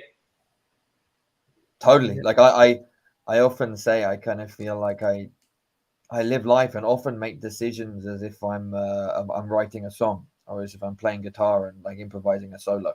That's often how it feels, which is often incredibly infuriating to my girlfriend, because it doesn't make any sense to her how I'm behaving. And then I try to explain it, and the reasons are all kind of all over the place, because it's like it doesn't often feel like logic is leading. I guess something else is leading. Yeah, it's important to not have. I mean, logic. Like, to me, logic is essential, but it has to be spiritual in some sense. Like, unless if you don't have it, you have to spiritualize the logic. Yeah, I mean, the Buddhist philosopher Narayana, he was supposed to be the greatest Buddhist philosopher, and he started to study Tantra, which is the most let's say, logical practice in the world. I mean, there's nothing. Tantric practices are absurd from any conventional point of view. They're wildly transrational. And so that's that's the point he came to after mastering the finest sort of logics. What would be study these do these absurd practices. Mm-hmm. And some of them are very athletic, like the practices can be very athletic. They could be they can be all kinds of things, but what interests me of Tantra is this variety of different explorations of modes of being. I love Zen. I did a lot of Zen at one point in my life too, and I love Zen. It's so intense and painful and beautiful, and Zen is a fantastic thing. But you just do the same thing all the time. There's a richness to that, doing one thing, but then there's the richness of the whole phenomenological world. And that's what interests me about Tantra. Yeah. I guess along this thread, one thing I did want to bring up was something that I know is, I want to say, important for Owen, which is this commentary on that, which is also running thread in the IDW, is this commentary on metamodernism in Game B. And I think in the context of your first conversation, I liked how you said that your feeling is that the metamodern Game B people are trying to reclaim some transcendental religious security, but it doesn't seem to be really interested in the coming to be process, and doesn't seem to go deep enough, and seems to be even non-committed. So I guess the question I'm trying to get at, and maybe Owen, well, either you can answer this, but it might resonate with you specifically, Owen, is how do you think the Parallax Sangha differentiates itself? What type of energy or what type of ethos are you trying to cultivate with the Parallax Sangha, which you would see as in some sense oppositional or in some sense different than the metamodern and the Game B space? Well, I think it can actually be articulated quite simply with that thing I just said. Like, I don't think logic is leading. I think the metamoderns have kind of decided what the next phase of culture looks like. It's gonna be ironic sincere. It's gonna be, all of the fucking metamodern buzzwords. Like, there's literally a list of buzzwords, and I can't remember all of them right now because I'm a little bit tired. But it's like they've got a checklist for what something needs to be if it's going to be metamodern. And so I've kind of noticed, like, there's comments come out of the metamodern forum that's like, sorry guys, I don't think this post is actually metamodern because it's lacking this, this, and this, and this. And it's like, it's putting the cart before the horse. I think it's not really a process of something being born. I kind of like that. I think it's that line of Hegel, right? Like, the owl of Minerva only takes flight at dusk, meaning like philosophy can only really make sense of what's happened in hindsight. And so it's like right now, Andrew and I can sit down with you and make sense of what happened last year in the Manifesto Media Academy. While we were in the process of it, it was messy, and sometimes me and Andrew had tantrums with each other, and we didn't know what the fuck we were doing. And now we're sitting at this thing. We've got some ideas for what we're going to do next year, but it's more on the lines of like, okay, this is what we'd like to study, and this is what we hope will happen, and this is what we hope will not happen. But I have no idea. Like, it's not like I'm sitting down saying, right, Andrew, I want the guys to be 70% ironic sincere in their communication by the end of the next semester. I want them to be comfortable taking multiple perspectives, but then also holding a solid ground in the middle of it as well. Like, that's not the way of thinking about it. It's I mean, and this actually reminds me of something else we've discussed in our chats with Daniel Fraga Cadell about giving birth to something alien as opposed to giving birth to something familiar. I think that's what's at stake. The metamoderns aren't giving birth to something alien. In their most lucid moments, they do say stuff like, something bigger than metamodernism is going to come along and kill us at some point. I think that's the truest thing that they say. That's us. Exactly. Sweeny, what do you have ideas about this? I know you have some relation to these ideas as well. I got unmuted for a second there. Yeah, it is definitely our aim to destroy metamodernism. I'm glad you said it. No, maybe that's, well, not precisely. I mean, I don't. I was thinking this today actually. I don't like any modernism. I don't like postmodernism. I like metamodernism. I don't like modernism because modernism is the most mediocre thing by definition. It's what's happening now. So it's got to be, most of it's got to be bad. Like 99.99% of it's got to be bad because it's happening right now. And we don't have 2,000, 3,000 years of history to say, okay, or 100 years or 200 years to say, okay, that Nietzsche matters or whatever, because we're just making it up as we go along. So I don't trust people making up neologisms I think I'm a little bit more conservative than that, probably. I mean, it is a kind of conservatism. It's like, yeah. And there's probably a lot of creativity there. I mean, there is a lot of creativity there. So I don't want to like diss it completely, but it doesn't have gravity and weight to me. This term, it seems like something very, very up here, very, that's just going to be blown away by disembodied thing and created on the internet by a bunch of very intelligent eggheads, and it's just going to gone. I want to look for something a little bit more, like that has more gravitas. And I remember in your first conversation with Owen, you also had a certain humbleness to history, sort of saying that history. It's not that individual intellectuals come up with these concepts and then sort of define the historical era. It's rather the opposite, that history kind of, history sort of has a force of its own type of thing. History separates the wheat from the chaff. History gets rid of the dross and then some, and then what remains is the most essential. Well, that's why I like old stories, like why I really like the first book of Genesis. There's no limit to the depth of those stories. It's like it's like you could study them from forever, and there's no limit. And they've endured, like they're like 3,000 years old. Those stories. Yeah. So that they have everything in them. So that's where I go for wisdom, not the latest thing. Yeah, I think there's a lot of wisdom in that. I mean, I think in some sense I've heard some people developing sort of a methodology of, I don't read anything in the last 20 years because I want to see if it survives 20 years of criticism before it's worth reading. You know, like I don't want to read some pop book that's here today, gone tomorrow.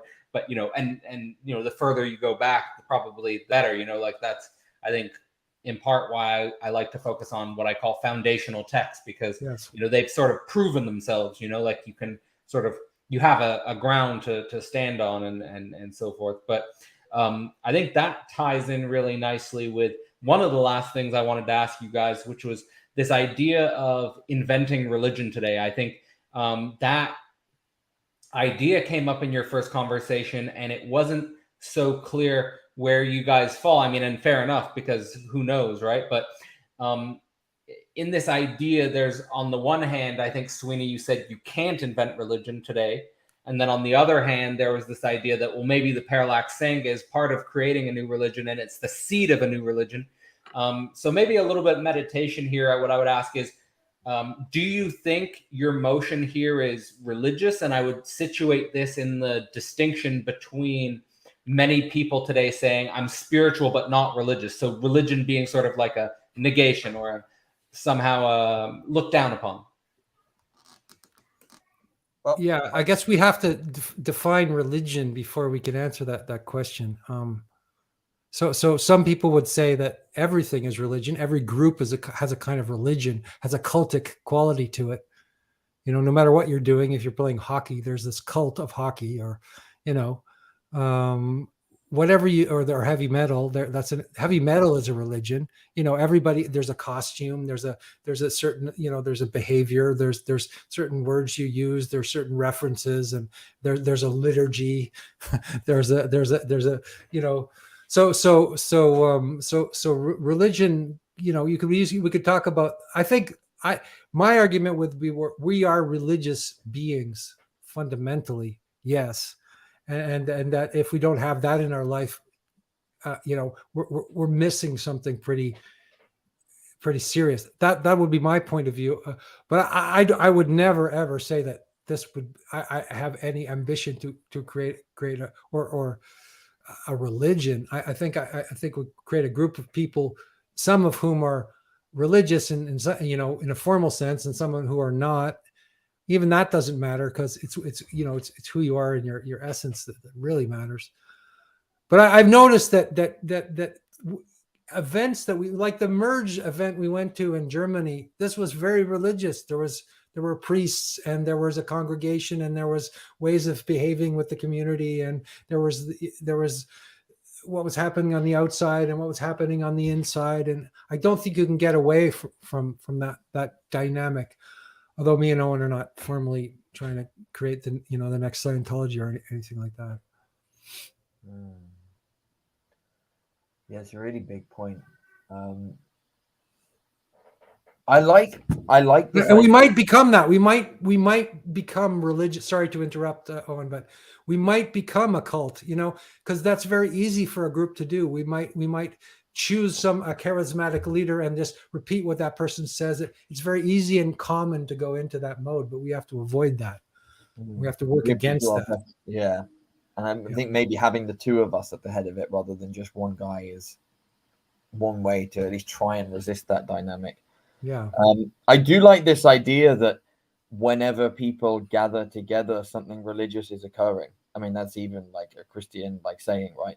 But like this idea that when people come together repeatedly, there is some kind of transcendental imaginary signifier tying them together, even if they're not conscious of what it is yet. Like the name for it hasn't been found yet. There's still kind of something there. And I do think that is at work and at stake in the communities that we're in.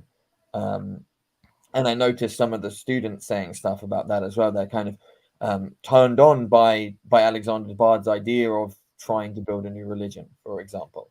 And there's also the kind of popular, more John Vervaeke crowd of saying the religion that's not a religion, whereas I think our guys are a bit closer to the like, maybe it needs to be a religion that is a religion, but actually building a religion is a whole other fucking messy process. And I think we kind of really have the work laid out for us. I mean, to go back to something Andrew said a few minutes ago about modernism, I think I disagree slightly, but I don't think we ever really did postmodernism or metamodernism. Really, like, it's just we're grappling with modernism, and modernism, as far as I can kind of make sense of it, is just the breakdown of a kind of transcendental metaphysical grounding of being. The idea that there's some story or some philosophy that you can absolutely rely on to kind of take care of everything. And as a result, and this is where I kind of get Girardian, the breakdown of the transcendental metaphysical kind of grounding breaks down the Sutra morality prohibition. So all of a sudden, the idea that you should prohibit flows of desire or flows of capital or flows of people lose that. Ultimately, you can't make an argument for them, or any argument for restricting flows can ultimately be argued against, because, well, why not? Things tend to want to flow, so why stop them flowing? And that's kind of what the last century and before is grappling with the consequences of having unrestricted flows of desire and capital and people, and just speeding up that. And yes, sometimes maybe conservative parties or conservative movements come that want to try and restrict it, but ultimately the tendency is towards let capital go everywhere, let people go everywhere, let desire, sexuality go everywhere. And our cultural moment is realizing, oh fuck, it's more complicated than that. There needs everywhere is nowhere. I mean, yeah. So there needs to be some kind of restraint on the flows. But then the problem is, well, if you haven't got the like transcendental metaphysical argument for why you should restrict desire, capital, people, you're kind of you need to come up with a new way for why those restrictions should come. And I kind of think that's what's being explored in our communities, is why have a kind of sutra if it's not based in otherworldly metaphysics? And the answer is kind of obvious. It's like, well, so that the world doesn't break down. But that doesn't just do it for people. It's like when people are like, well, we all know that capitalism is leading to global warming, we just need to stop. But it's impossible to stop. Why is it impossible to stop? Because there's not an idea that's actually powerful enough to stop, to go beyond the unrestricted flows of capitalism. And so that is the kind of question of a religious nature that I think we're grappling with, is can we build some kind of structure that allows for prohibition as well as releasing of such flows, that people can actually invest themselves in and get kind of like through meditation, through contemplation, through artistic work, through philosophical work, actually begin to feel the impact of that in their real lives and start living and doing culture differently. It's fantastic. And a few things that I could in some sense jump on, but I do think that you're correct, Owen, in regards to what is this distinction with modernism. It's the loss of any transcendental metaphysical grounding. And how I understand then the sort of positive emergence of modernism is that there are various cultures which try to come up with a narrative to replace that metaphysical grounding. So whether that's fascism, whether that's communism, that there's some replacement to that metaphysical ground. And then however I understand postmodernism, it's the condition where nobody takes those unified narratives seriously anymore. So it's like modernism is that response to the metaphysical loss of the ground. Then there's these unified secular narratives that emerge. And then postmodernism is a sort of, I don't really buy these narratives either.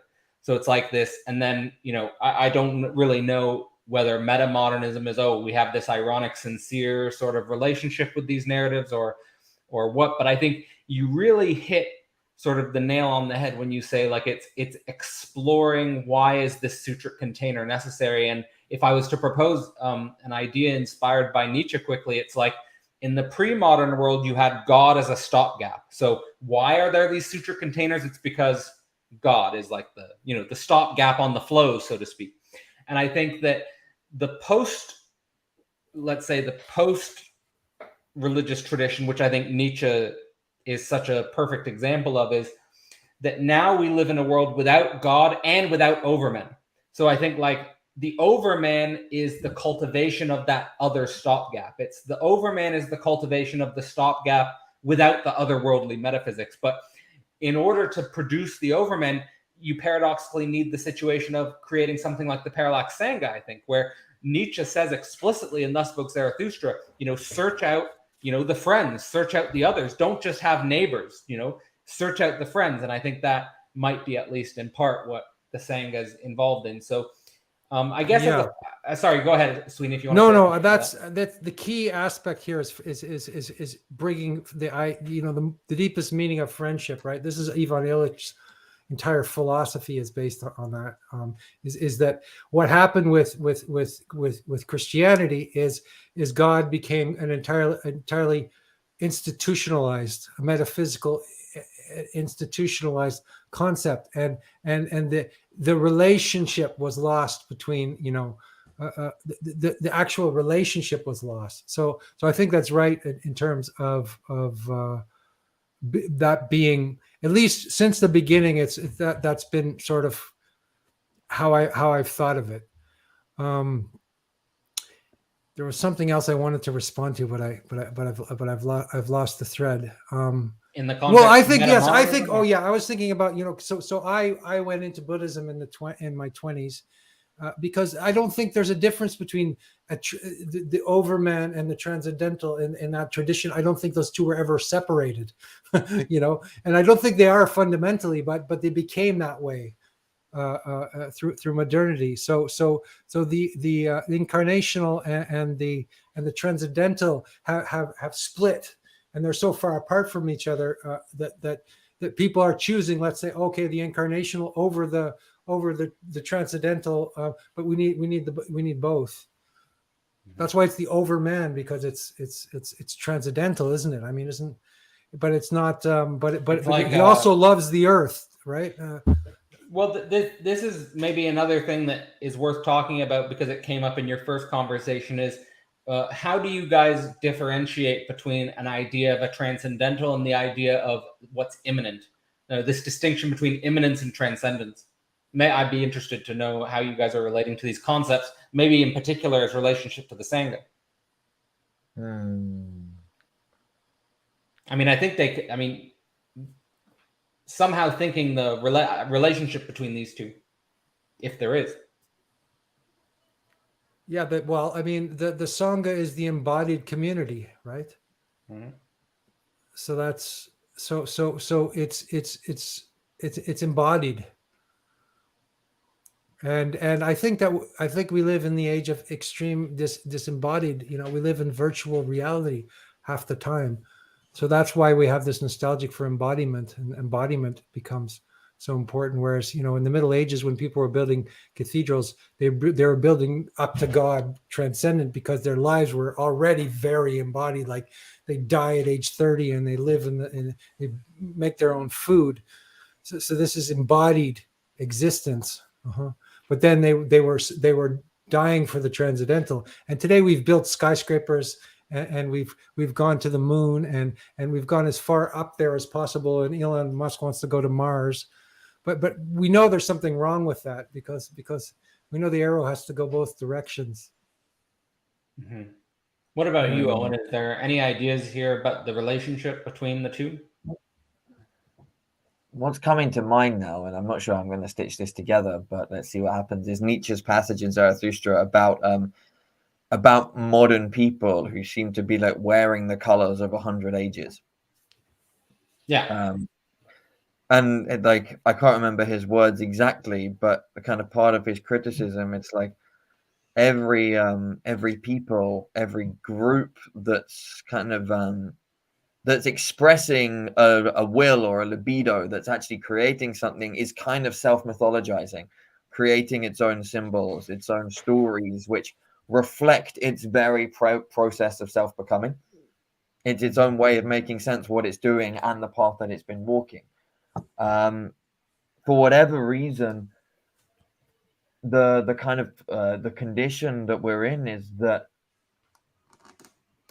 groups, culture, society, and this goes back to where I started, the stories no longer express that process of becoming, and there's not stories being written to express a new process of becoming. There's little attempts at it, I think you mentioned, but nothing really sticks. And instead, there's a lot of just grabbing at different bits and pieces. And so, and maybe that's precisely a symptom of just the speeding up of transmission of culture, of ideas, of information in the wake of maybe like you can even do a McLuhanite analysis back to the printing press.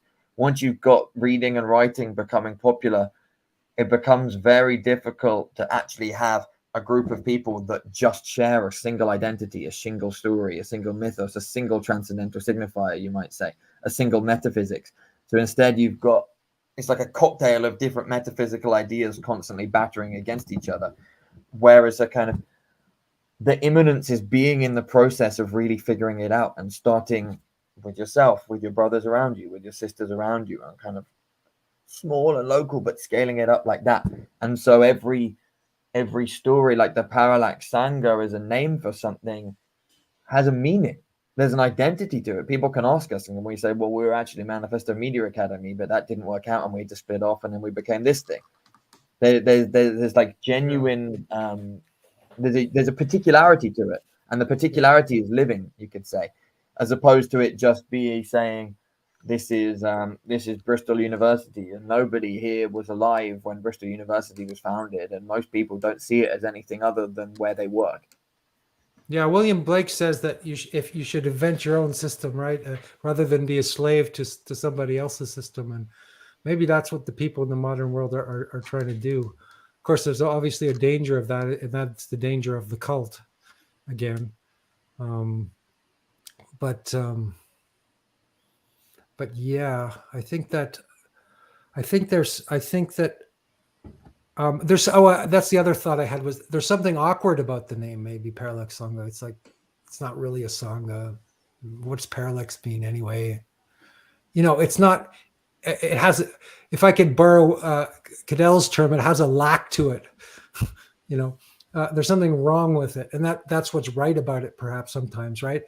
If something is too formulated, is too perfect, it doesn't have any, it's like, it has no attractive quality, it has no depth. So I think maybe what works in a piece of art is the crack and everything, right?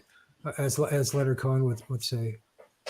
Yeah, that's amazing. Yeah, I like that idea a lot. I mean, I think whenever I think about the greatest artists, they're constantly, I mean, the ones that stay really creative for their entire process, they're constantly informed by their crack, let's say.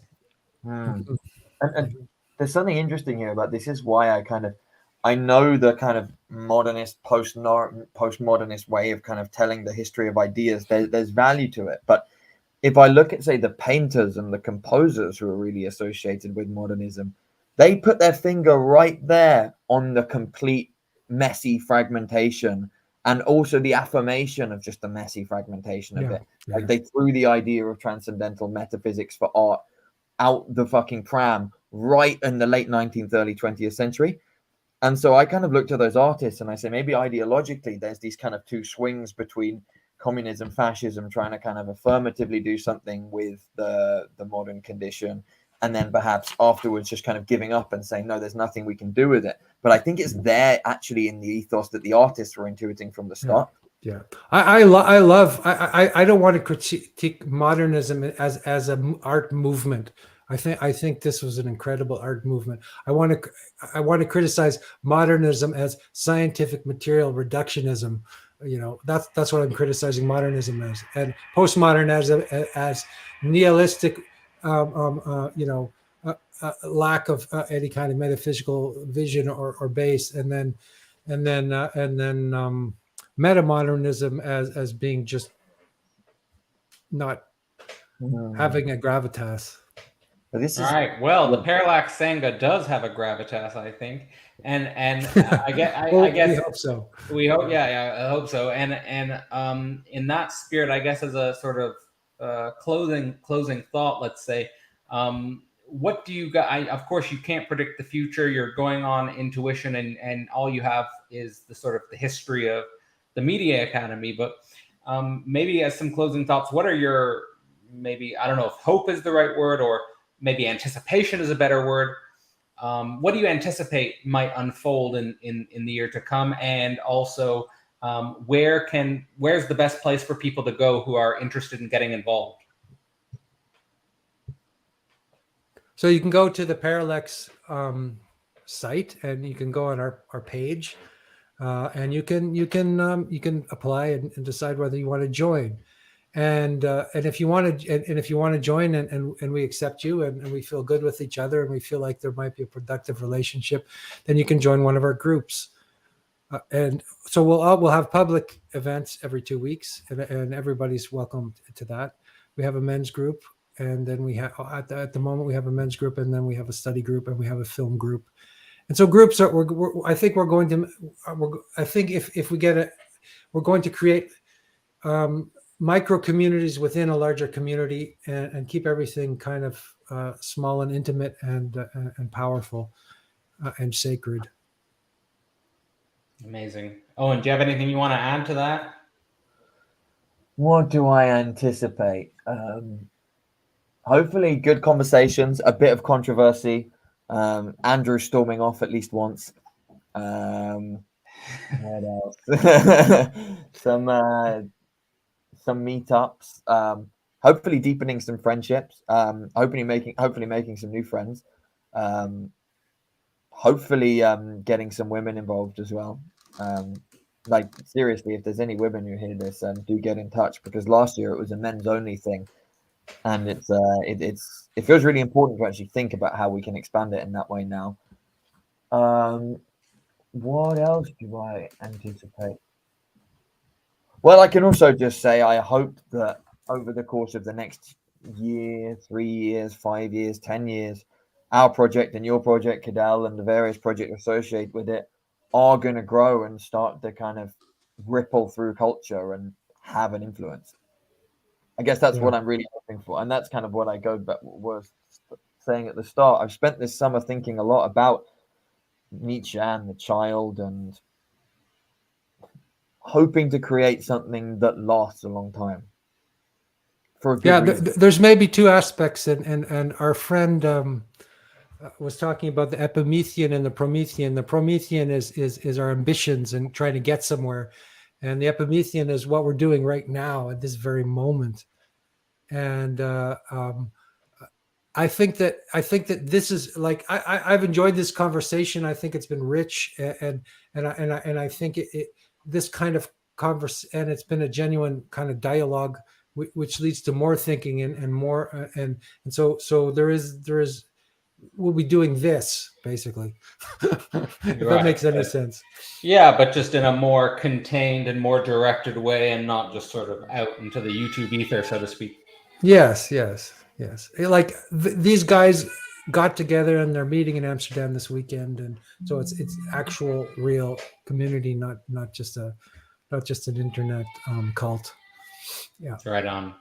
Okay, well, thanks both of you for coming on. I was really inspired by your first conversation on Parallax, which I'll also encourage everyone, head over to Parallax and check that out if you want to see Andrew and Owen going into their own sort of dialogue about what they hope with the Parallax Sangha. And it really reminded me a lot of themes that are coming up in the Thus Spoke Zarathustra course. So I think the same spirit is there, and the same drive is there. So I've left a link in the description to the Parallax Sangha. If you guys are interested, check that out.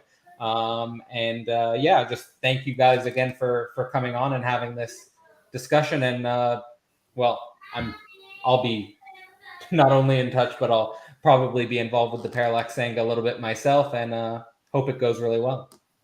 Thanks so much. Thanks, man.